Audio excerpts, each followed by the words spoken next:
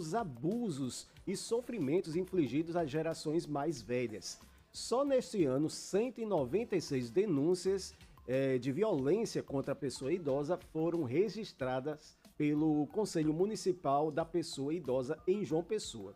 E para a gente ter mais detalhes, o Conexão Norte conversa agora com um psicólogo exclusivo da pessoa idosa e mestre em gerontologia, Fabrício Oliveira, o qual já dou meu bom dia e seja bem-vindo mais uma vez ao Conexão Norte. Bom dia, Cláudia, bom dia a todos os ouvintes, e é muito importante e pertinente uma pauta sobre essa, porque estamos envelhecendo, né? Ontem acordamos hoje envelhecendo mais um dia, né?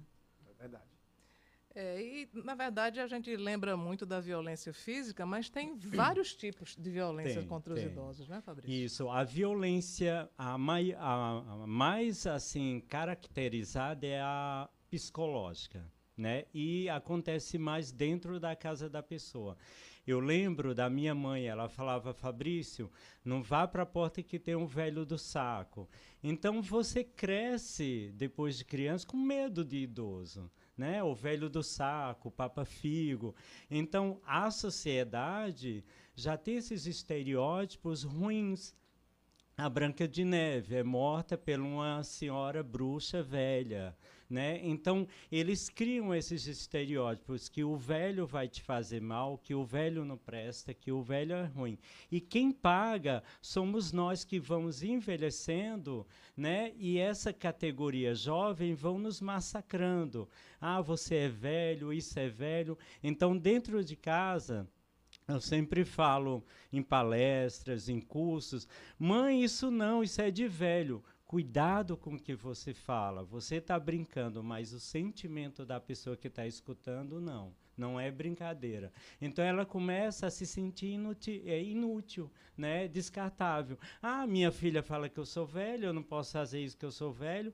Então eles vão se excluindo, né? Se entristecendo, aí vem depressão, vem isolamento, aí é complicado. Agora, Fabrício, o nível de conscientização sobre esse tema aqui na Paraíba melhorou ou ainda continua sendo um tema, assim, vamos dizer, invisível? É um trabalho de formiguinha, eu não digo que melhorou, porque a gente tem aí coisas complicadas, né? O Brasil em si, se a gente for olhar, o Brasil é o ranking mundial de preconceito à pessoa idosa. É o número 1, porque na Europa eles têm outros conceitos. Lá não tem cartaz, aqui é para idoso, porque eu cresci com a minha mãe e meu pai, aprendendo que ali eu tenho que sair para o idoso. Aqui precisa dessas coisas, você estar brigando todo dia. Então melhora no sentido e piora no outro, entendeu? Porque assim, eu não conheço, eu fiquei muito tempo como vice-presidente do Conselho da Pessoa Idosa e trabalho na política da pessoa idosa há mais de 13 anos. Uma pessoa que foi presa por machucar um idoso, por denigrir um idoso, eu não conheço. E cadê essa lei? Né? Cadê o Estatuto da Pessoa Idosa para a gente ir em cima? Então, assim, tem o Conselho Municipal, tem o estadual, mas precisa de efetivação de mais políticas para isso. Ontem eu até estava brincando com a minha sobrinha, que assim, o show do Roberto. Foram questionar lá no Conselho do Idoso, quando eu era vice-presidente, que já tinham vendido a cota. E ela achava que não tinha de idosos? De idosos. Sim. Eu falei, mas não tem um fiscal do lado da bilheteria. Tem duas coisas. O show do Roberto, a maioria é idoso. Né? Então, assim, ele pode dizer que vendeu cota ou não, porque não tem um fiscal ali. Eles não passam o ingresso para o conselho vender e verificar. Então, precisa melhorar essas políticas para que o idoso seja assistido. Eu pontuaria ainda outra coisa, porque eu fui para esse show, vi a quantidade de idosos que tinha lá e o quanto o local não é acessível para idoso, porque tem escadas rolantes imensas e alguns idosos que já tinham um problema de locomoção, era um problema para poder deixar o local, né? Pois é. Essa falta de acessibilidade é muito complicado, porque a partir do momento que a empresa traz um show que a maioria do público é idoso, ela tinha que ser pelo menos penalizada ou multada com esse desserviço, porque ela lucrou muito, né, em trazer o Roberto, que é um grande, e os idosos amam de coração. Verdade. Então ela lucrou com aquilo.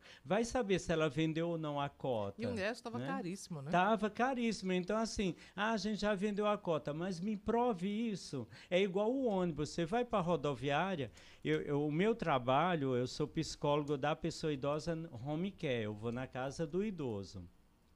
Teve uma senhora que eu tirei ela da depressão, graças a Deus, e a gente viajou para Campos do Jordão, que ela queria conhecer. Aí a gente chegou no aeroporto, em São Paulo, foi para a rodoviária para pegar um ônibus. Aí eu falei, moço, essa senhora, ela tem mais de 80. Ah, não posso fazer nada, tem que vir 3 dias antes para pegar a passagem a meia. Eu falei, gente, que absurdo, eu tenho que chegar 3 dias antes, dormir na rodoviária para pegar, isso que é um direito que está lá no Estatuto Federal. Então, até quando a gente vai ver isso e vai fingir que não acontece? Você vai ali na rodoviária, já vendemos toda a cota, você entra no ônibus, não tem nenhum idoso.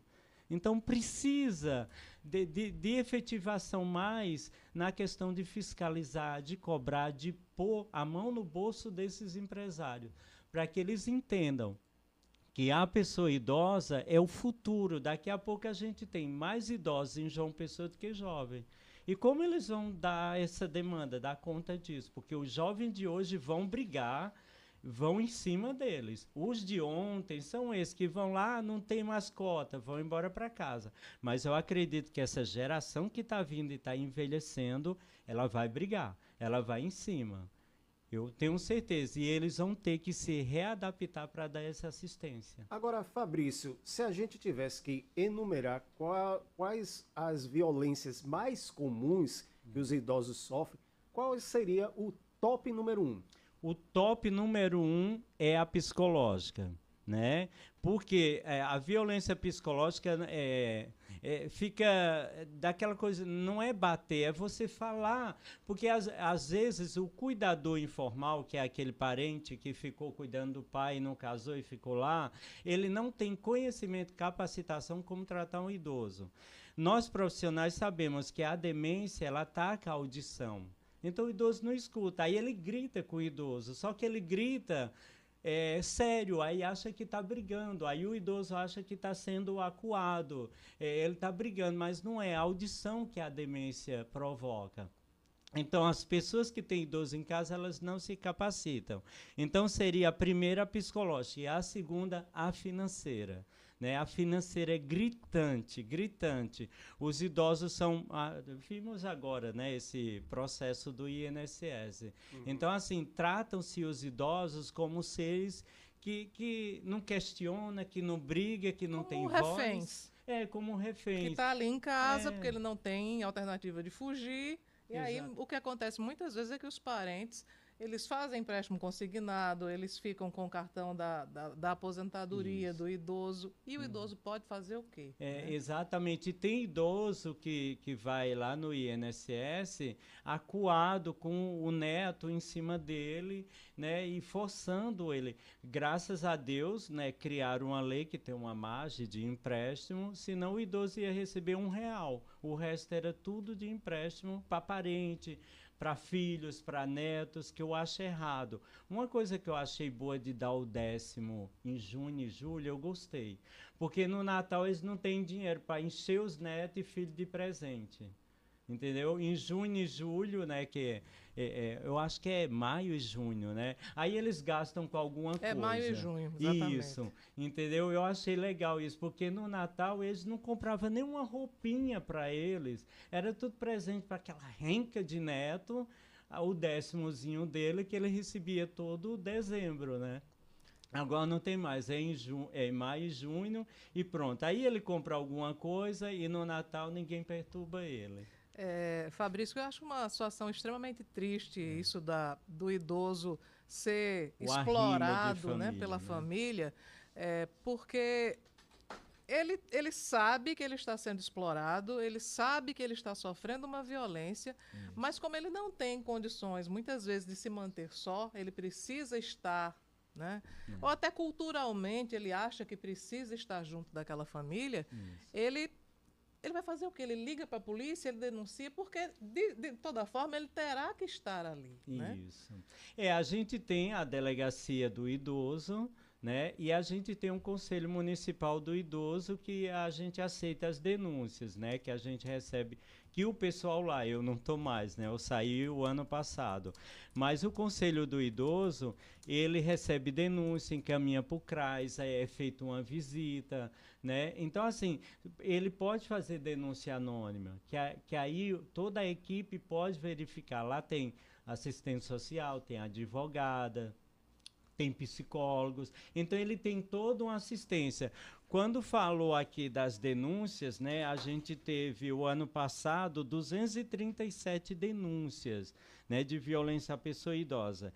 Esse ano a gente está no meio do ano, 196. Então acredito que quando acabar vai passar da do ano passado. E eu acredito que isso está subnotificado, porque o número de violência é imensamente maior do que isso. Isso, está subnotificado. E outra, aumentou, Fabrício? Não, eles estão criando coragem. Porque quando eles verem um psicólogo defendendo, né, a bandeira deles, correndo atrás, brigando, eles criam coragem em denunciar. Então, a violência acontece desde o tempo dos primatas, mas hoje eles estão com mais segurança de denunciar, de correr atrás. Então, está subnotificado, mas também os que são notificados estão criando coragem de correr atrás e denunciar.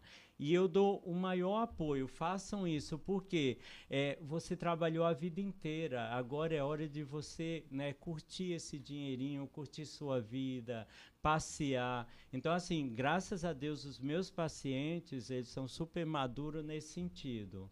Filho netos são para os filhos criarem, eu sou para dar amor a eles.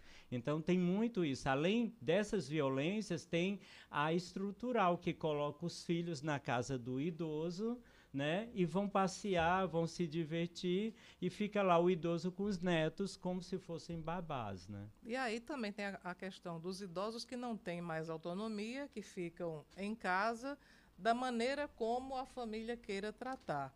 E aí não é melhor, se o idoso tiver essa opção, muitas vezes, apesar de não ser culturalmente a opção mais aceita, mas que esse idoso procure uma instituição onde ele possa ficar, ao invés de uma família que o maltrata? Seria, Cláudia, mas sabe qual é o problema? A gente está com as instituições superlotadas, entendeu? Vila Vicentina, Lar da Providência, Divina Misericórdia, então estão superlotados. Então precisa de instituições. Precisa que a gestão pública abra instituições públicas para eles, né? Precisa disso, porque é uma sublotação. A gente tem a casa de passagem, encontrou um idoso sofrendo violência, deixa lá, ele passa os 3 meses, depois se a família a gente não conseguir ajustar, tem que ir para uma instituição com a coisa da justiça, né? Com o encaminhamento da com justiça. Encaminhamento da justiça, porque eles não têm mais. A Vila Vicentina vive pedindo, né, doação, os outros lá, ASPAM, eles estão super lotados. E é um sinal do que o IBGE já apontou. Né? A população está envelhecendo mesmo, a população de 70, 80, 90 está se tornando cada vez maior. E a gestão pública não se preparou para isso. Não se preparou em tudo, acessibilidade, capacitação. Pasmem, eu era do Conselho Municipal e tinha uma pessoa lá da Secretaria da Educação. Eu falei, gente, seria tão importante que os professores falassem para as crianças sobre envelhecimento, para a gente não ter tanto etarismo, tanto preconceito. A gente já discutiu isso, mas eles não querem, só falar em gestação, gravidez na juventude. Então, assim, quer dizer, bater no idoso, né, denigrir o idoso, prejudicar o idoso não é pauta para a educação. E por que eu falei isso? Porque eu acho importante a gente educar a criança. O adolescente ele já tem uma opinião formada, mas a criança não. Vamos levar essas crianças nos asilos para visitar os idosos. A gente vê essas campanhas na Europa que são assim parabenizadas por toda a gestão europeia. As crianças vão visitar os asilos, né, para ter essa intergeracionalidade e começar a gostar da pessoa idosa, não ter tanto preconceito, porque os próprios pais que criam isso na cabeça dos filhos. Tá a minha experiência. Fabrício, cuidado com o velho do saco. Então, precisa que a Secretaria de Educação tenha esse olhar, né, em pegar as crianças, visitar as PAN, fazer, não é só levar para museu, é importante que a história, mas vamos fazer esse trabalho já que a cidade está envelhecendo. E todos nós, né, iremos envelhecer. Né? A criança de hoje, daqui a décadas, ela vai envelhecer. E né? Como ela vai envelhecer? Pois é, né? A gente muitas vezes não pensa nesse processo como se a gente fosse viver jovem para sempre. Né? E pois não é bem assim. Um fenômeno, na verdade, muito recente que eu queria abordar com você é que enquanto os abrigos públicos estão superlotados, os privados estão surgindo aos montes e com opções assim de lazer, de entretenimento, com uma série de recursos que a gente nem pensava há algum tempo. Né? Exatamente. A gente tem vários aqui em João Pessoa, eu moro do lado de um. Do lado, mais na frente já criaram até uma academia 50 mais, né, que é de um amigo meu. Então, assim, os empresários que têm essa visão, né, estão se reinventando. Mas e os que não têm, né? Porque principalmente gestões, né, dinheiros públicos, precisava criar centros-dias. Aqui não tem. Pois é.